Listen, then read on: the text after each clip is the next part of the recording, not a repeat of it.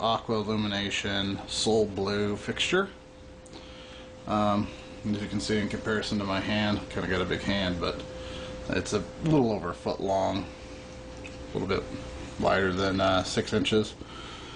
You get 3 LEDs in each puck, 1 royal, 1 blue, 1 standard white. You can actually see through a little bit down to the circuit board. It's kind of a fancy effect, but nothing you'd see unless you're going to hang it. It wraps around. There's the data ports on the back here. The fixture, when you get it, and it comes just like this, you're going to have to unscrew the bolts on the top and just spin them out. And the reason you have to do that is they actually slide onto the mounting bracket that they provide, unless you're going to use alternative means of mounting, of course. Once loosened, you just kind of spin them by hand. Approximate height, nothing special, just enough that they're going to slide into that groove there.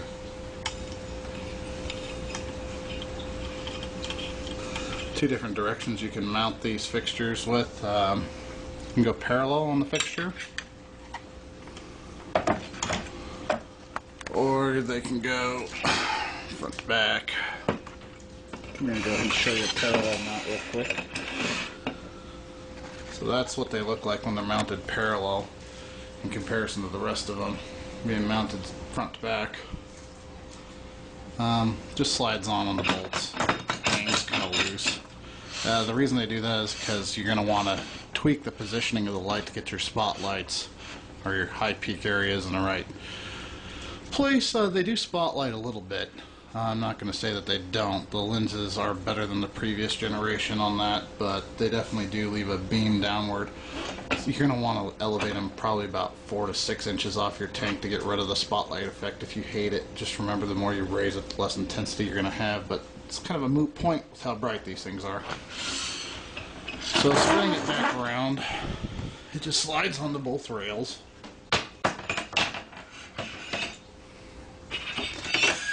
And nice screeching noise, chalkboard nails, yay. Next I'll show you guys the wiring assembly on the back for the data links. Okay, so we're going to start the breakdown of assembling the Aqua Illumination 4 module 48-inch light system. I'm going to show you guys the data hookup first. It uses a really simple cable. It's an adapted headphone cable. So it's got 2 channels for data path and 1 for power. Links the modules together, you just kind of daisy chain them.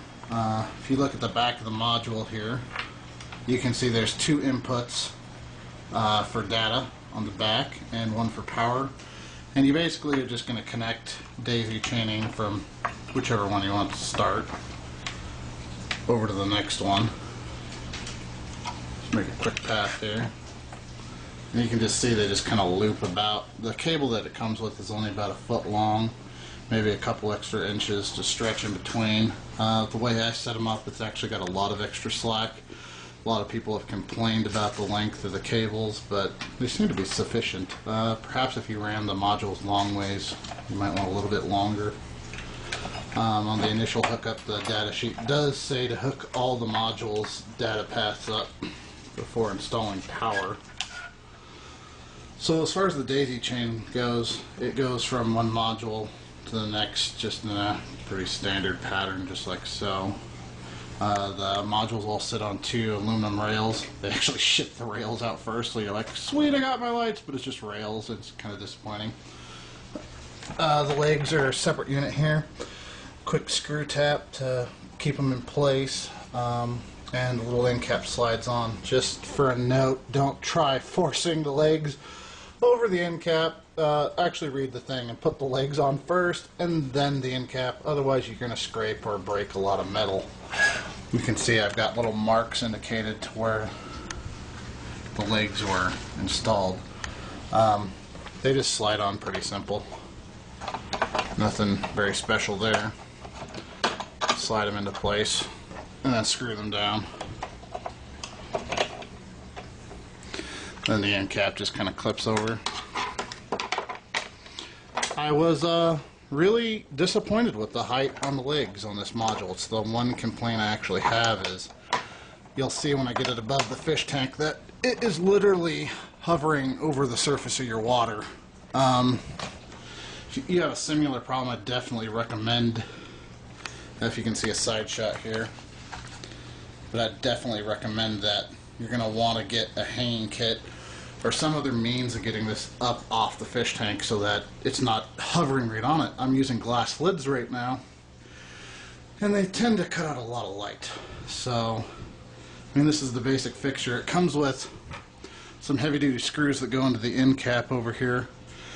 And when you go to the hang kit, you basically leave them out, and there's a little eyelid that flips over the end of these and then goes into the end over here.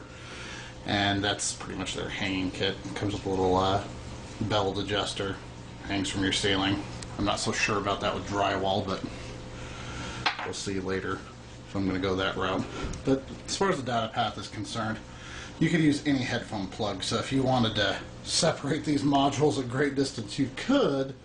A lot of people like to run them long ways or parallel with the bars instead of front to back like I do. It's my setup. I just thought it looked cleaner doing it this direction. Seemed to work better with the center brace too. So that's right there. We're going to take a brief break while I assemble the rest of this, and we'll get it up over the tank to show you the power modules and such. So, alright, so here's the basic cables for the power system. It comes with an adapter here. And standard power plug like you'd find for a laptop computer just converts the AC/DC current down to AC at, as you can see there, 36 volts, 2 amps. So it goes here. Here's the power cords, are relatively short. Nothing too special there. Each unit comes with one of these you're going to have to set up. I plug all mine into one surge protector. A little harder than I thought it would be one-handed. Okay, so the last thing I'm going to show you guys today is just the wiring I did on the freaking monstrosity of cables that I think I put. You got 4 adapters down here I showed you earlier, going into one surge protector back here. And then the cables all run up into the back through the daisy chain process here. I don't know if you can see that too well. This cable's way too long. I'm going to try and get a shorter one so I don't have a big spool of cable sitting here that goes up to the controller. As you can see, it's set to 50% and 30% on the rails right now. Gives you kind of a light blue look. Everything's kind of closed up.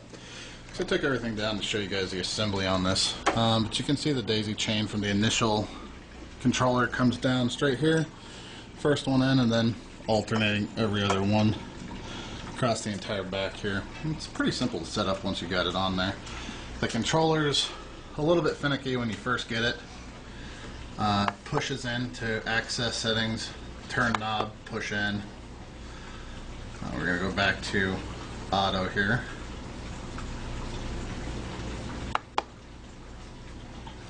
Or not.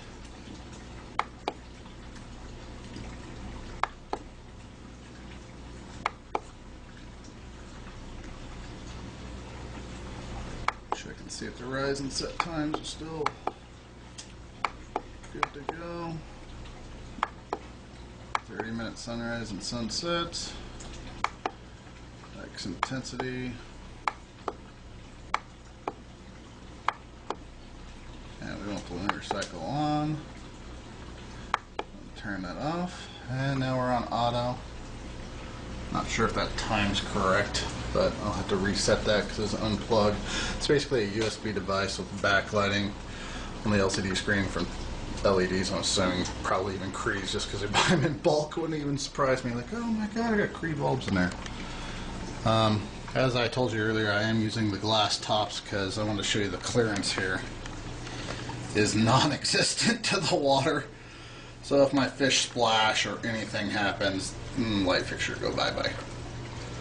So basically, glass heads, they're going to chop off something like 30% of the usable light though. So intensity is going to have to be increased a lot. I'm not sure what I'm going to do on that, if I'm going to switch to acrylic tops or if I'm going to try and hang this. Wasn't too keen on hanging it because the 4-year-old likes to come up to the side of the tank and stare at the lights. If you do that, I don't want a blind kid. So here we go. That's pretty much it. If you guys have any questions, let me know. Send me a message and I'll answer them to the best of my ability.